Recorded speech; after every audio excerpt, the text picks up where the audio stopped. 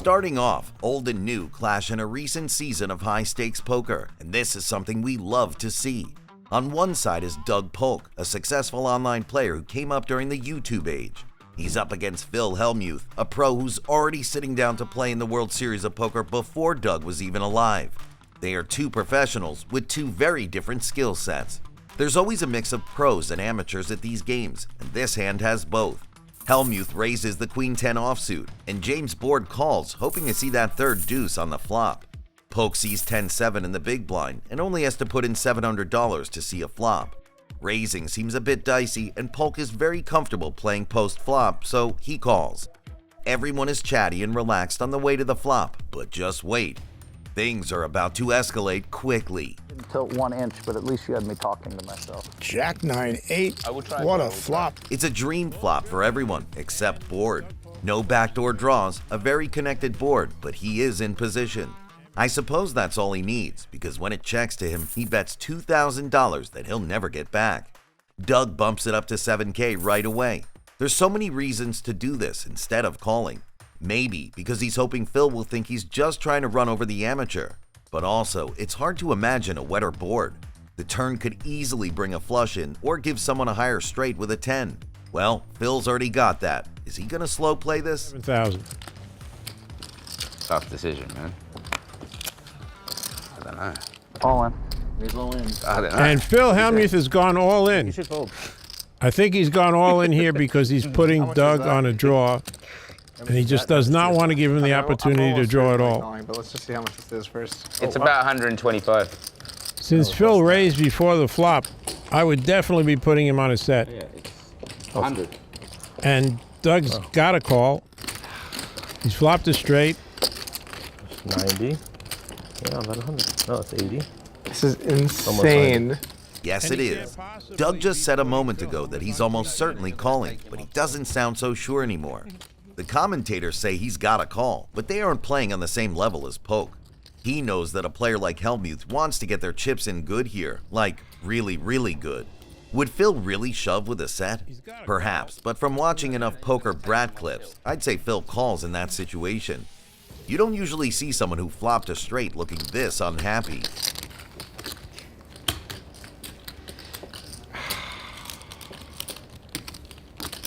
He's got a call. Phil would not make this play with ace-10 of spades.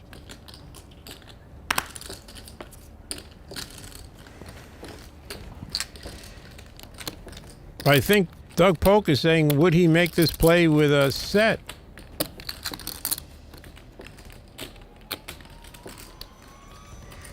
And it's not making sense to him.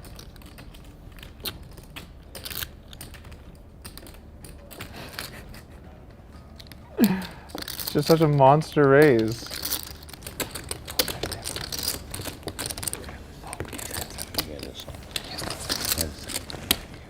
It's the quietest Hellmuth has been all night. There was 12,000 and change in the pot. Phil, what you got over there? I have to say, Phil might need to work on his poker face a little bit. He looks a little too happy with himself, even with his classic hands up and hat down pose. Polk looks like he's really struggling with this. Maybe he doesn't remember that Phil Hellmuth raised in early position. Yeah. And would he do that even with a Queen-10 suited? Now the commentators make a couple of pretty good points. Number one, shoving here with ace-10 of spades isn't Hellmuth's style. The other thing they say is that Phil wouldn't usually raise Queen-10 suited from early position. Look, if this was the World Series, that might be true, but it's not. Let's see if Mr. Polk agrees. No, they're making bets. We're betting. Phil, I'm considering making a very big lay down here.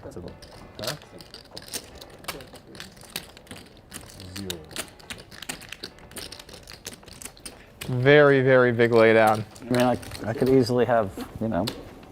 What could you easily have? I don't know. You just bet a lot into very, very little. I could have a set. Right? Could you have a set? I don't think you'd have a set here. Come on, Phil, you're better than I that. could have the blockers, 2 tens. Oh, now you're busting out blockers? God, if I fold this and I'm wrong, oh my Lord.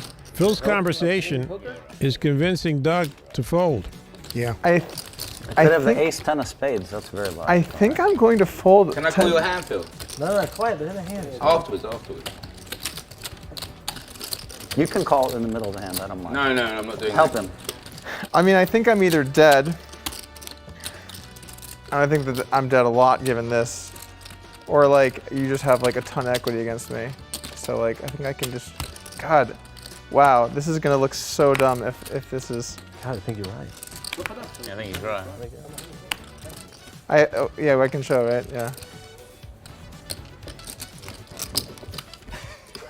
This shouldn't be going on. Wow. A guy is considering making the best laydown we've ever had on high stakes poker, and these guys are interfering with his thought pattern. I just, Yeah, that's why I called. I just don't think. But we're still playing. This is brilliant. I mean, Doug Polk is being absolutely brilliant at this point. And Phil Hellmuth is realizing he should have shut his mouth and not said anything, so that's what he's going to do at this point. This is completely absurd. He has to get through him, and then he has to get through me. And then, no, this is just a fold. Wow, wow. Fold. Are you hell? crazy Yes, right eight. now? Phil, Unbelievable. can I see your 8? Ah. Hey, come on, let me see your 8. I'm not showing my hand. Oh my Turn one off though. Let's see. We're gonna see. We're Turn gonna one off. see. He's Turn got one 8. off. He's got 8. Turn No, one we off. need to see it. We've got a side bet, Phil. Phil, we got a side bet. Please let's see one card. Hellmuth They begged to see Phil's cards, but he looks a little embarrassed that Doug made such a high IQ fold with the second nuts. His reasoning seems airtight, and it clearly was. Next time, Phil will probably do things differently. We started with one of the highest IQ folds. Here's a high IQ call. Just like the next few clips, you probably haven't seen this one yet. This hand is from Live at the Bike, now called Bally Live. The two players at the top of the table are about to face off, but they don't know it yet. With those cards they just got, someone's about to lose big time. Blinds are 50 and 100, but Andy Stacks raises it to $300 with ace-10, and almost everyone calls. Offsuit, and just like that, we're gonna see this pot 5 ways. 5 players go to the flop with a wide range of hands. We've got a couple suited connectors, a couple of ace-10 hands, and 4 3 offsuit from Gal. The 7-deuce-3 board gives Art the nut flush draw and a couple of players pairs, but nothing too spicy. No one's comfortable enough to bet into so many players, except the guy with middle pair and a backdoor straight draw. Gal fearlessly puts 1,000 in, making a $2,600 pot. Now we see Art Papazin thinking about this spot. He could take the calling route or raise it up, but what would you do? Art sort of going through the options here, whether or not it's gonna call or check raise. And it looks like he is gonna check raise. 37. Attacking the field better here, and that's going to obviously get Nick out of the hand. I love this play here by Art. It's really a play that you can make, especially at the lower stakes, that really prints a lot of money. Most of us would be out of this hand by now. Our cards would be flying through the air on their way to the muck, but not Gal. These two have a bit of history playing together, so maybe he knows what Art is up to. You've got to ask yourself, what would Art want to check raise here? Because if Gal puts in this call, he's not hoping to improve. He isn't praying to hit 2 pair or trips on the turn, no. Calling says, I think I'm ahead right now, but it all depends on the turn and river. But he is going to call. So he does not buy it here. He makes the call here, and he's got the best hand, 9,000 of the turn. Turns a 10, and let's see how Art plays this one. This is exactly what I'm talking about. If Gal was bet calling with a 7 here, is he going to continue to call down? Is Art going to put this one in his check raise and then check on turn, or is he going to bet this sort of high blank here?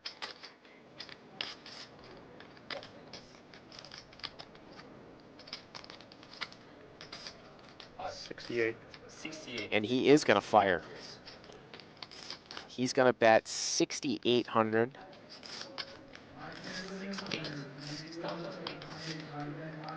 Another $6,800 goes in, and Gal needs to go into the tank for a moment. The 10 of hearts won't change much unless his t-shirt sucking opponent had a hand like ace-10, king-10, or something similar.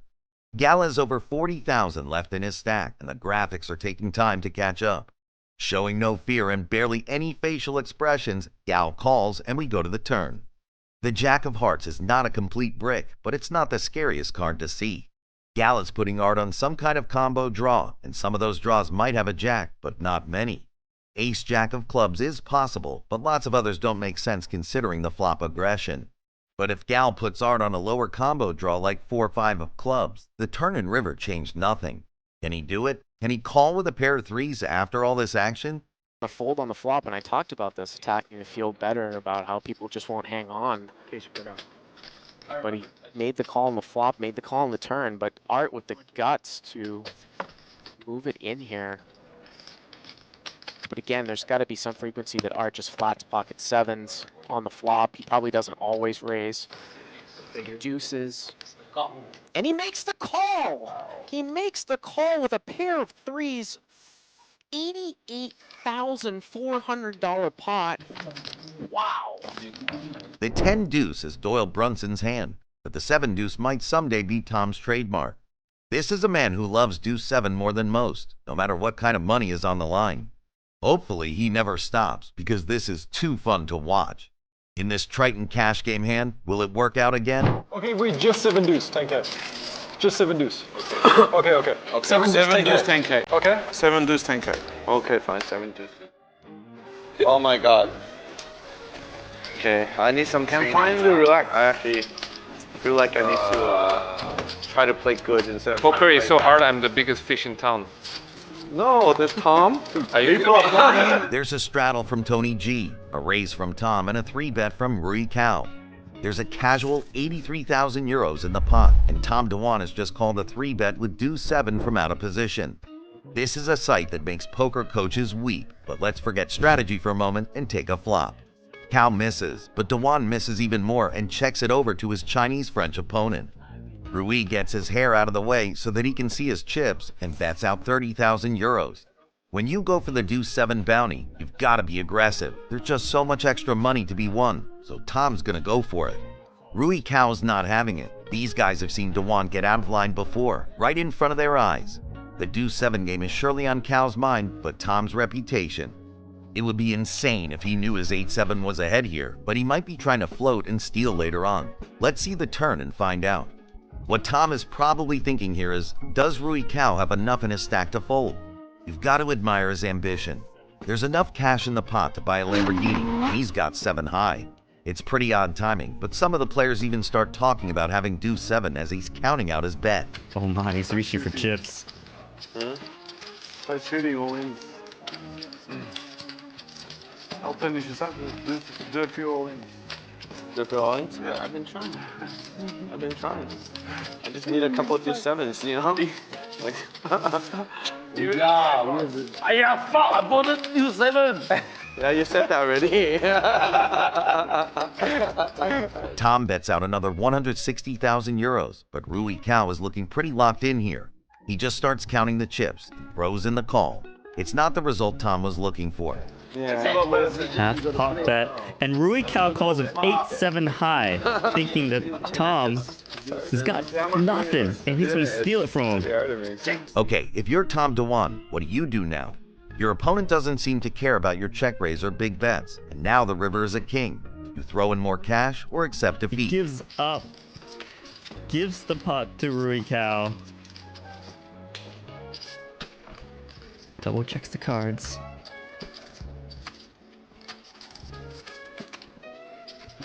This is the craziest hand. He goes all in. Deuce 7. Deuce 7, right? Yeah. Why did you check then? Because he snap called me if I shove. Queen 10. Queen 9.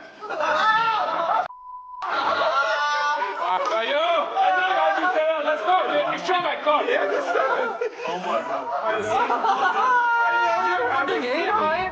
You shove. I swear to God I called. I swear to God I called. Rui played this hand like a god, even says he would call a shove.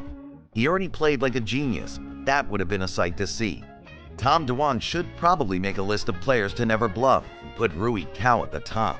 Let's switch to tournament poker for a moment. It's the final table of the 100k Euro Triton Main Event in London, and the field is getting pretty thin. We're at the stage where everyone's playing carefully, checking their hole cards for way too long pre-flop. Daniel Cates has made it to the final table and picked up Ace-Jack, popping it up to 250k. Apparently nobody else has a calling type of hand, except for Malaysian businessman Paul Fua. The two are about to see a flop, and Paul is in position. The dealer separates the two? Oh, this is terrible. For what? You just can't stop laughing. He's just, it's like, I can't even believe what I'm seeing right now. There is a... You're like, nice set, and this gets tripped aces. Absolutely insane of a flop. I mean, this is Just and they're crazy. stacks, right? It's so easy to get it in. Unbelievable. Jungle's got to be thinking, like, my opponent likely has a pair or a suited Broadway, something along that nature. And when the board comes ace-ace, can't think ace-queen. I would imagine Paul's raising that. This is possible, but this is absolute mayhem. This is spelling. This is a really, really troublesome spot for Jungle. One of the sickest cooler flops we've seen all day. You couldn't have said it better, Mr. Commentator. This is a nightmare for Jungle Man. Paul's hand is going to be very hard to anticipate, and it's very hard to hate this spot if you have ace-jack. What is beating you? Ace-king, ace-queen, and ace-3? Sure, but some of those hands might 3-bet pre-flop. Basically, all the hands that beat Jungle, including pocket threes, aren't too likely. He bets 1/3 pot, and Paul chooses to keep his range wide with a call. There is a way out. Jungle Man now, of course, could hit a 6 or a jack with pairing the turn card, but I mean, Paul Poit has a commanding lead, just a stranglehold in his hand. So from Jungle Man's perspective, Paul should have an ace here, or possibly a king-high flush draw. Nothing much changed when that 6 came on the turn, except that ace-6 and pocket 6s are now ahead of him. He must be liking his spot, and you'd expect a bet to be coming soon. So, you think he's going broke here? Would you be putting the chips in? Paul needs to sell this a bit, so he's going to take some time.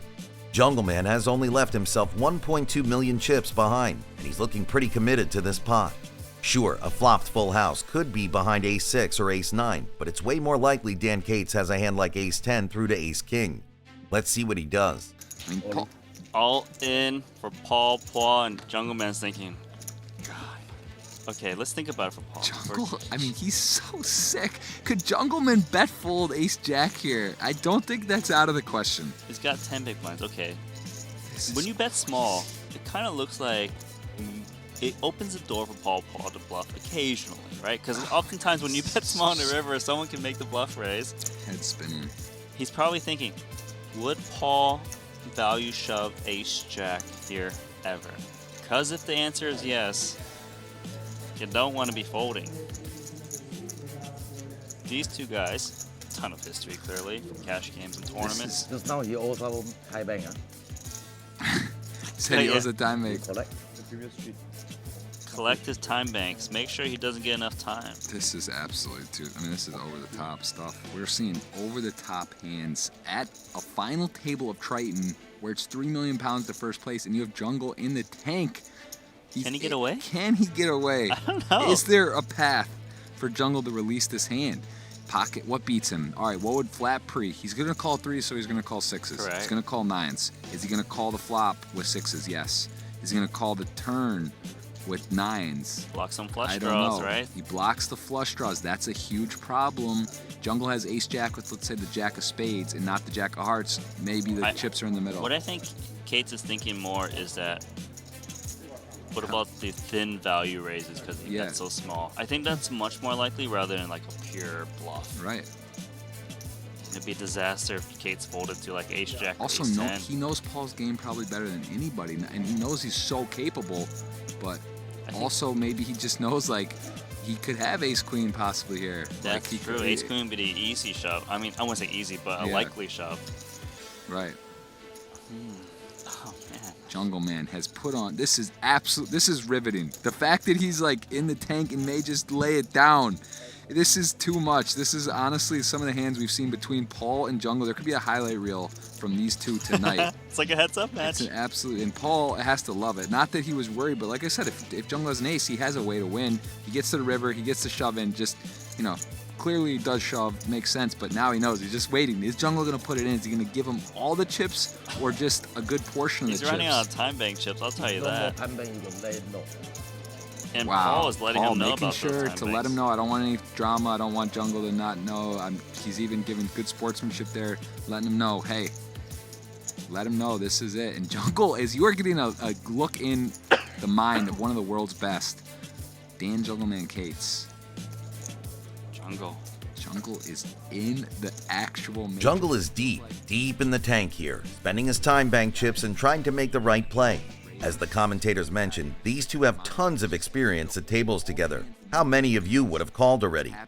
And I think we could, there is a chance that Jungle throws it away. Jungle's Dan out. Jungle Man Cates.